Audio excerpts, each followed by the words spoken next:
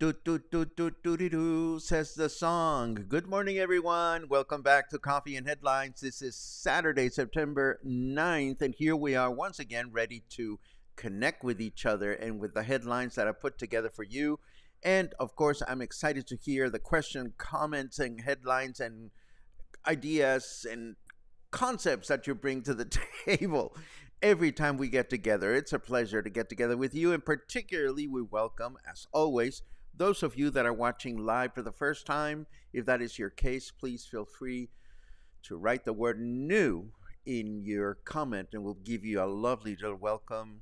Otherwise, if there's something truly important that you wish to share, it helps a great deal if you add a capital letter Q to your comment, and we will be looking for those comments throughout the broadcast and primarily after we begin the chit chat section. How is everybody doing today?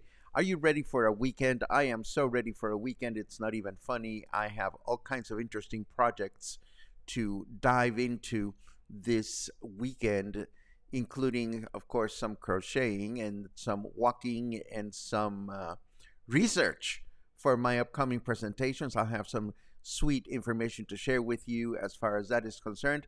But first, let us get started with yesterday. Yesterday, of course, two consecutive earthquakes with a magnitude close to 6 degrees struck the region yesterday morning, and the second one had the audacity of interrupting our live broadcast. Here we are trying to make an honest living, and suddenly we get a quake. Oh, pues. The good news is that no damages were reported locally. People evacuated their buildings, and once it was clear that there were no damages, people went back to business as usual. At least most of us did. We'll have a little bit of shade about some people that didn't get back to work, but I don't want to get ahead of myself. The magnitude 5.7 and 5.8 earthquakes were felt throughout the coast and inland, all the way to Guadalajara and beyond. Yesterday afternoon, Governor Alfaro reported that there were no damages throughout the state. Of course, even though there were no damages reported, the city's administration decided to be extra careful and sent all their staff home, where they were most likely going to be so much safer should another earthquake strike. That's right. And please forgive my cynicism here. I mean, just stop to think about it for a second. You are working at the city, at City Hall, and all of a sudden they tell you, well, we don't know if there's going to be another earthquake, but you might as well go home and take the day off because you're going to be safer at home should an earthquake strike. something just doesn't add up for me. And I'm going to tell you the bottom line as far as I'm concerned. We have a word for that here in Mexico, and that word is huevones. If you're not familiar with this word, I would be so very happy to explain it to you. Huevones comes from the word huevos, which is the Spanish word for eggs, and also the Spanish word used to refer to male testicles in slang fashion. So, what happens when your testicles are so large that you cannot even get off your couch? That means you're lazy. That means you're a huevon. And that's exactly what happened with yesterday's administration. They decided, oh, we might as well take a day off. Oh, because civil protection says we'll be safer at home. Okay, enough ranting from me, but, it just, what can I tell you? I don't get it. I mean, if an earthquake is going to come and we're going to die, we're going to die, no matter whether you're at home or whether you're at work. Now, some interesting aftermaths of the earthquake, not aftershocks, but aftermaths. I'm always looking at what people are doing on social media for one reason or another. And I was amused to see that 2 local businesses rose to the occasion. Kudos to Oasis for deciding to throw an earthquake party, happy hour all day yesterday to calm those nerves. They put out their sign. For all I know, they have happy hour all day. I don't know, but I think that it is absolutely interesting that a business takes advantage of the situation. Here's another one. A torta for the scare, says this sign. This is a torta place, which is not far away from my house. And I think it is absolutely wonderful that businesses jump on their creativity to do, to try to get some business. But there is actually a little bit of, there's a teaching moment here that I want to take advantage of. Here, the text says, una torta para el susto. You see, tortas are made with bolillos, which is a specific type of bread. And there is an expression in Mexico, a bolillo for the scare, un bolillo para el susto. Yes, there is something to be said about this expression that is very common throughout Mexico. It alleges that if you eat a bolillo, you are going to be able to recover from a scary situation. And yes, it is true that in moments of panic, the body secretes adrenaline, which raises our heart and breathing rates to prepare ourselves for a fight or flight response. And yes, it is true that the carbohydrates in the bread inhibit the secretion of acid in the stomach, and the crusty outside of a bolillo forces us to chew and thus be distracted. But there is absolutely no science behind this myth that if you consume a bolillo, your fright or your scare will go away. Personally, I'd rather drink red wine, but that's just me. In other news, you may recall that several months ago, we reported that the United States Federal Aviation Agency had degraded Mexico from Category 1 to Category 2 when it comes to air travel security. Well, apparently, the Mexican government has followed the recommendations issued by the agency, such that Mexico will be reverted to Category 1 this coming week, allowing Mexican airlines to open new routes and increase frequencies to the United States and back. And the last bit of news in my news blog has to do with presidential elections. Mexico's National Electoral Institute has announced the names of the 6 individuals that met all the requirements and the deadline to register themselves as potential independent presidential candidates for next year's presidential elections. An additional 21 people did not complete their documentation in time, but were granted 48 hours to do so. The next step for these independent candidates or independent wannabe candidates is to gather 960,000 signatures each to formalize their candidacy. Of the 6 names submitted by the National Electoral Institute, the only one I could recognize was that of actor Eduardo Verástegui, pictured here, who was recently associated with a film titled The Sound of Freedom, which he produced. And that's the news block for today. Let us switch over to the weather forecast just to see what's going out there in carrot weather land. Snarky carrot weather says, I am so going to invade your dreams tonight. Well, I have no problem with that as long as it's pleasant dreams. Let's see. We have 29 degrees right now. Humidity is at 75%. Our temperature in Fahrenheit degrees is 84 degrees. And our weather forecast for today says clear skies in the morning with rain in the afternoon. A chance of rain of 9%. So there will be no rain today. A high of 32 and a low of 24. I just caught a glimpse of a very funny comment. Mostly clear skies tomorrow morning with rain in the afternoon, a chance of rain of 40%, a high of 31 and a low of 21. And then on Monday, mostly cloudy skies in the morning with thunderstorms in the afternoon, a chance of rain of 64%, a high of 31 and a low of 24. What do you mean, did Muffin get his presidential paperwork in on time, Claude? Muffin is not running for president, but wouldn't that be funny?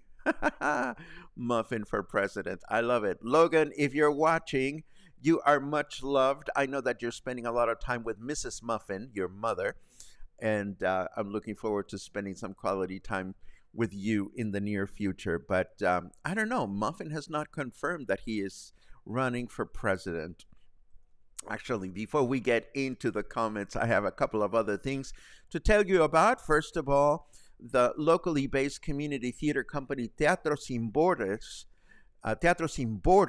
yes, has announced auditions for a play titled Lend Me a Tenor that will take place, well, the auditions will take place on September 14 at the American School.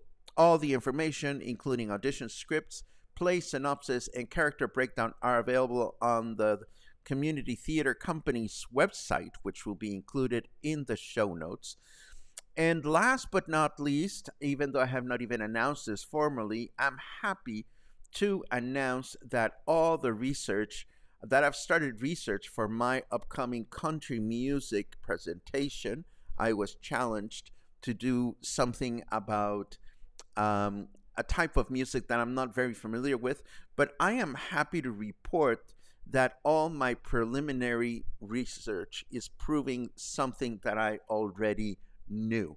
If you dive into a topic with enough interest, you're bound to find fascinating stories, and I am finding fascinating stories as I begin my exploration of country music. Of course, this will be presented on October 12th at the Joint Co-working Hotel. I will be making more formal announcements to that effect, but I'm looking forward to a weekend of research.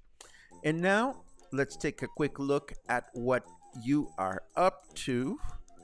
Let's see. I see a lot of good mornings and a couple of good afternoons. I love it. Love it, love it, love it. Looking for cues or fascinating comments. Oh, there's a Muffin comment.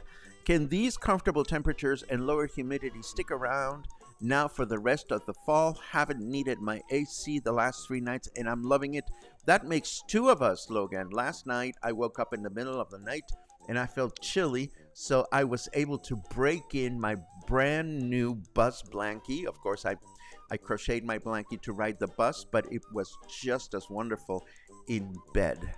And it was perfect because it is lacy, so it covered me and it gave me the weight I wanted to feel cuddled. But because it's lacy, it let a lot of air move, so it was just perfect. Let's see. Yes, absolutely, Mario. Doesn't have much to do with us, but we were very fortunate. What I keep reading in Morocco, I mean, that was an earthquake. Things are really, really, really bad over there. Let's see. Uh, I agree with you, Paco, as far as the government workers released from work due to possible aftershocks. What about the workers that don't work for the government? Well, Ben, earthquakes don't discriminate. If an earthquake strikes, it's going to kill everyone. So whether you're working for the government or not, or you're not working at all, if we get a big earthquake that creates serious damage, we're all screwed. So that's the way it goes. Let's see what else we have.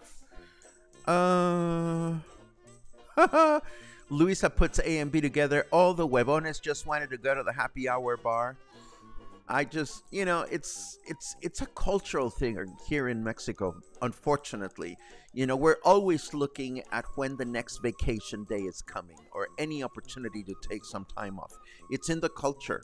I mean, we announced it just a few days ago. School had just started in session, and the newspapers were already pointing out when the next long weekends were going to take place. What can I tell you? It's built in our genes.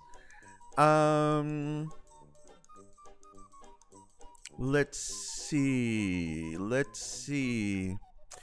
Is it today, the wine pairing at Whiskey Kitchen? Yes, the answer is yes. It is today at 2 o'clock. I am looking forward to that. I'm going to go with dear friends. And I don't know if Gina still has spaces available, but if you're interested in attending it, it is at 2 o'clock this afternoon at Whiskey Kitchen. So check it out. John asks, is Muffin live from the streets ever coming back? Well, I certainly hope so.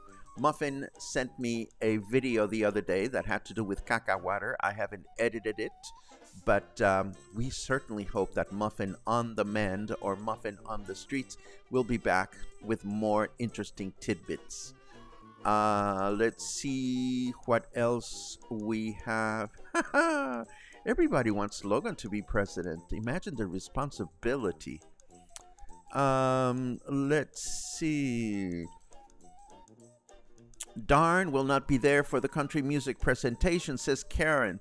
Well, remember, Karen, and we recently announced this, we now have the ability to, well, if you want to, you can now let me know when you're going to be in town, and if the presentation room, if the meeting center is available and my schedule allows, I'm always happy to repeat these presentations. So you find a link to that on the website. You find a link to that on the page for every day, show notes. So if you ever want to take a look at what has been done and you want to connect it with your time in Puerto Vallarta, just take a quick look at what's available and when you're going to be here, and just drop me a line. And if we can make it happen, I would love to make it happen. And this, of course, oh, that's a great title. Mending Muffin on the Caca Water Streets. Uy, uy, uy. I just heard that a brand new building on Cinco de Diciembre is releasing all kinds of lovely smelling water. Let's not even go there. That is so funny. You should ask this, Mark. Have you made my crochet chingadera yet for my mystery prize? Linda will be at the tasting and you can give it to her. I haven't, but I will take a look at my stash. I will take a look at my stash. And if not, Mark, we'll hopefully get together sometime in the near future. But it's nice to know that Linda is going to be at the wine tasting. And I look forward to seeing her. And of course, I look forward to seeing you sometime soon. And this brings us to the end of today's broadcast. I hope everybody has a great weekend ahead. No shaking of the ground, please. And get some wonderful things done. Hug someone. Tell someone that you miss them. Stay in touch. And hopefully, I will see you again sometime soon, maybe even Monday. Oh, and before I forget, you make this possible, and I am always grateful. Have a great day, and I'll see you again. Oh, wait. Oh, my God. Today was Saturday, and we forgot to acknowledge the new people. Oops. Okay, I'll do that on Monday. My bad. My bad. I messed up, but we will do that on Monday. Have a great weekend, and I'll see you again soon.